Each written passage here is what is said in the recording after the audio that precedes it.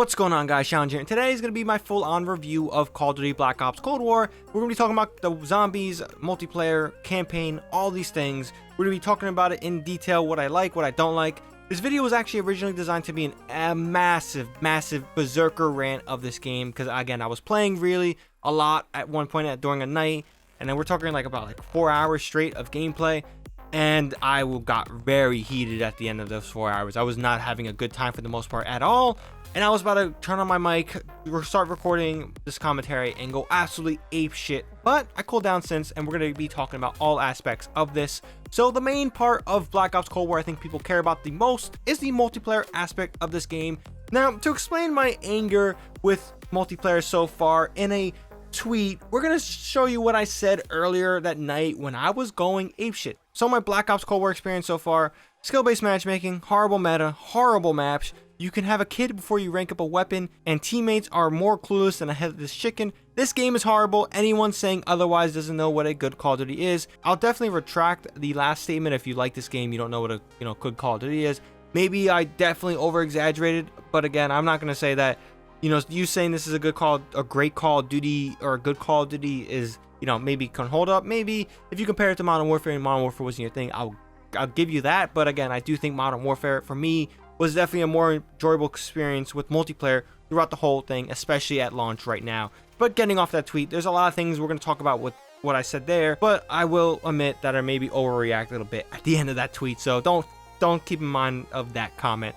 So with that being said, let's talk about skill-based matchmaking. Now, for one, I've never had an issue with, this feature, this style of adjusting and making sure your lobby's as balanced as possible in any other Call of Duty except Advanced Warfare. But it's pretty clear that this is one of the harsher skill-based matchmaking systems we have had to deal with in Call of Duty. Now, Modern Warfare does have a dose of that, but I never felt like restricted or punished when playing that multiplayer. I was above a 2.0 KD, which is, whatever.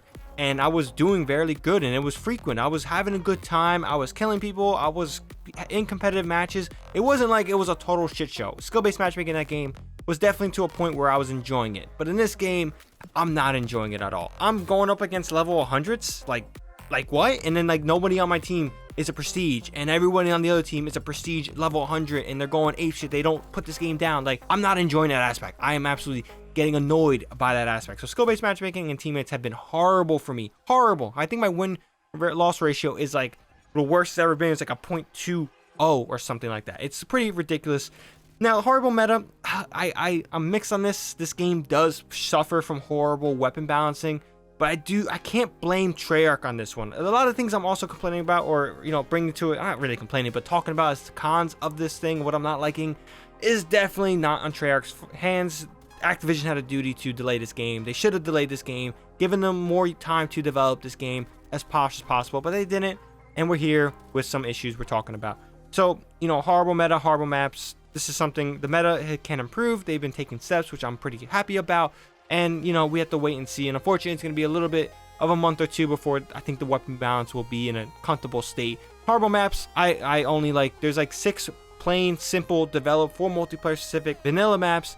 And there's only one of those I liked in Satellite. Every other map, including the 2 extra ones that are combined R maps, they're awful. I hate them. I hate this 3-lane system. I hate these maps in general. Not saying Modern Warfare had better maps or great maps in general, but I definitely enjoyed Modern Warfare's maps, except Piccadilly, more than I enjoy all of these maps. And even Satellite is whatever, but again, it's the only one I can look forward to. These maps, just awful. Now, the progression system in terms of ranking up your weapons, it's pretty clear that Treyarch was like, you know what, we make weapons more grindier and people are going to want to play more. Good retention. They might be right on certain degrees, but for me, it's just very frustrating that it takes forever to rank up weapons. It's really annoying. And someone who wants to make weapon reviews on weapons and things like that, it's going to take me forever to come out with a video. I don't have all this time to just play all day. I really don't, guys. I really don't. And for anyone like that, you kind of can't rank up max weapons. I'm going to hit the max rank in this game before I ranked up one max weapon. I do like using other weapons, so maybe that's my fault and I should be sticking to one weapon. But again, that is also ludicrous. But some good things in general. This game isn't as horrible as it could be. I definitely think Treyarch definitely pulled some miracles on this one. So the game, I do have frustrations with the multiplayer. I don't think this is the best multiplayer at launch right now for Call of Duty. but I do think it's a hopeful future. And if you do like Treyarch games, I think this multiplayer will definitely come around to you. It is a step back in terms of movement system, and it's not as polished in my opinion when it comes to just fluidity, graphically, lighting wise, map wise, in terms of like Modern Warfare. Again, not saying Modern Warfare was a gold standard, it wasn't, but I feel like that launch period, that launch game, Modern Warfare, was a much better state, and that's definitely due to the fact that Infinity Ward had an extra year of production time. If you gave, Treyarch an extra year of production time, I'm pretty sure they would be able to either go above or equal to what Infinity Ward did. But again, that's just my opinion. Now, next up on the list, something you're probably playing as well, the Zombies mode. Now, this is definitely the brightest part of Zombies in general. I think they've definitely nailed the aesthetic, the nostalgic feel of Zombies. It's really, really fun. I'm really enjoying this aspect, and I love how cross progression is a thing. So I'm able to play zombies, use weapons, and also rank them up. And I had the issues about ranking up in multiplayer. Again, it's not going to speed it up in Zombies, but I can casually do it more in Zombies, and it's just really, really fun. I think the map is a great homage to the first ever Zombies map, Nacho de Toten, I think. I don't know the name or how to pronounce the name specifically, but the first ever Zombies map in World at War. I love that map, and it was great to see that that's kind of where the starting is, and then it expands into this awesome area to explore. There's also the Dark Ether realm, which is pretty dope itself. Pack-a-Punch, the mechanics, things like that. It's a really thought out and awesome experience. I'm really, really enjoying that on that front. But again, when it comes to content, one map only in terms of the core zombie experience, not Dead Ops Arcade, it's like, it's a little I'm not gonna say that it's up there. I think with depending on how frequent they update Zombies maps, so let's say we get a new map every season, then we'll probably be in a better state with content with Zombies. But in general, one map, not too much to do on that one map. Again, the Easter egg's pretty cool. There's a lot of cool things, a lot of cool weapons you could do. I really like the mechanics of Zombies. It definitely feels a little bit old school with some new school vibes. I really dig it. But again, it's not as diverse as launch as other Call of Duty Zombies has been in the past. But again, that's just my opinion. You might be happy with it. You might be just fine with one map and not having more maps, But again, I really wish we had that one more map. And if anything, can we bring back Die Rise? I know that skyscraper map from Black Ops 2. I absolutely love that map. That's one of my favorite zombie maps. I know I might be on the alone thing on that, but I love that map. That's my one request. But Zombies, again, if you guys love the co-op experience, you guys love Zombies in the past, this is definitely going to intrigue you and definitely get you going with this game. Now, last on the list is the campaign. Now, this campaign is a bit mixed for me. I think it nails the Call of Duty action phenomenally, but it just lacks a lot of substance, content and length in general. I will admit I didn't do these side missions you can do if you, get intel, and I didn't, get the bad ending. I got the good ending, and I think the good ending wasn't as good as the bad ending. The bad ending had a little bit more weight to it and a little bit more like impactful, and it kind of felt connected to this overall story, even though it kind of mechanically wouldn't happen in real life because Cold War definitely ended a different way than what it ends in this one. So yeah, there's that one. But in general, it had the action. It was pretty cool. The set pieces were pretty dope, going back, playing as Mason in certain missions, as well as, having that dynamic with Woods and seeing Woods and Mason together. That was definitely nostalgic. I definitely love those guys, combination between what was early in Black Ops 1 and then what happens with seeing flashbacks in Black Ops 2.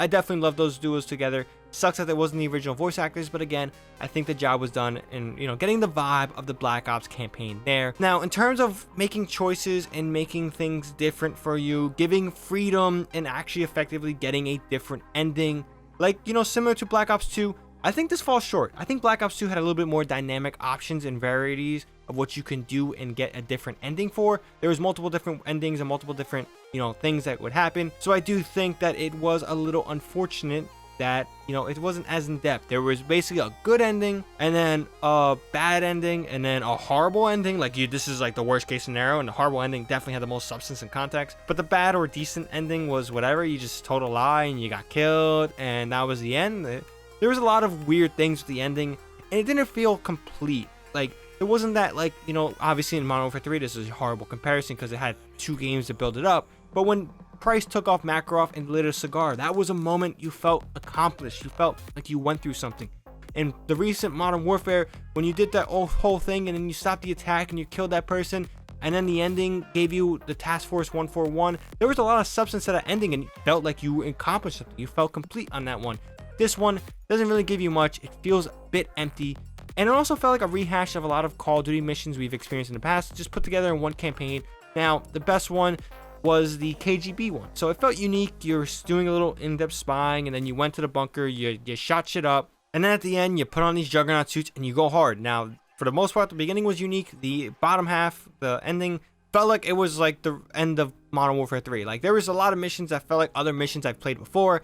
So the uniqueness of the missions wasn't there, but the action, again, was certainly there. But again, it's a Call of Duty campaign. Don't really expect too much out of it. I think Modern Warfare was a big surprise. It was like the last great campaign we've got since, Modern Warfare 3, in my opinion. So again, that's just the one rare one.